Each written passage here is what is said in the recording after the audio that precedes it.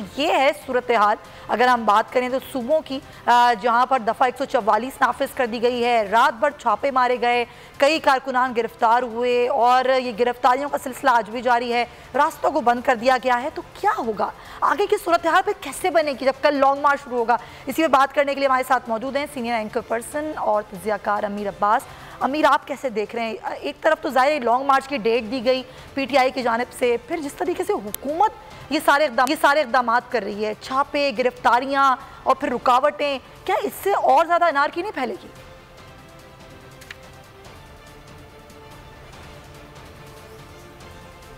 अमीर अब्बास मौजूद है हमारे साथ? जी जी सुमैया, लेकिन आपकी आवाज़ बहुत कम आ रही है। जी, आपने मेरा सवाल सुना?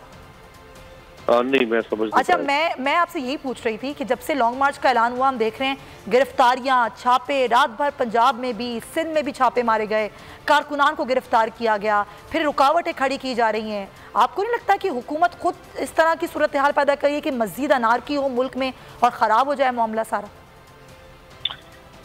देखें, इमरान खान साहब के दौर में भी इनको रोकने की कोशिश होती थी, लेकिन इमरान खान साहब भी नहीं रोक सके।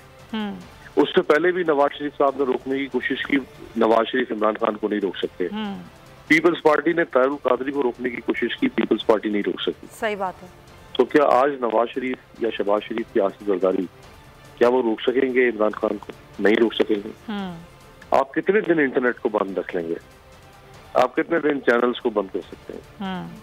आप कितने दिन मोबाइल सिग्नल्स को और पूरे मुल्क को कंटेनराइजेशन कर सकते हैं? कितने दिन कर सकते हैं? 2 दिन, 4 दिन, हफ्ता, 10 दिन, 15 दिन, इमरान खान फिर निकल आएगा, वो फिर निकल आएगा, वो फिर निकल आएगा। तो क्या ये हल है इस चीज का? अगर इमरान खान के साथ लोग हैं, अगर जमहूर उसके साथ है, तो आपको उसका एहतराम करना है ना। आप उसे डंडे मार के किसी टोकरे में बंद तो नहीं कर सकते। यही डेमोक्रेसी है ना, कि जिसके साथ लोग खड़े हैं उसके साथ खड़े हैं लोग।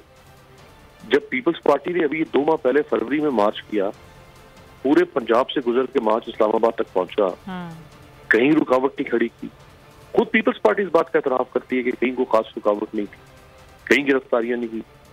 जब मौलाना ने यहाँ पे लॉन्ग मार्च किया 2019 में, तो मौलाना का सिर्फ लॉन्ग मार्च नहीं था, वो तो धरना भी था। बिल्कुल, ये अलग बात है कि मौलाना ने धरना खत्म कर दिया था। उसकी वजह ये थी कि उनके अपने साथियों ने उनके साथ बेवफाई करती थी और मौलाना को अकेला छोड़ दिया गया था। नून लीग, पीपल्स पार्टी, ANP, सारी जमातें वो सुबह आती थी, फैशन शो की तरह रैंप पर वॉक करती थी, तकरीरें करती थी, निकल जाती थी, और मौलाना अकेले वहां पे फंस गए थे।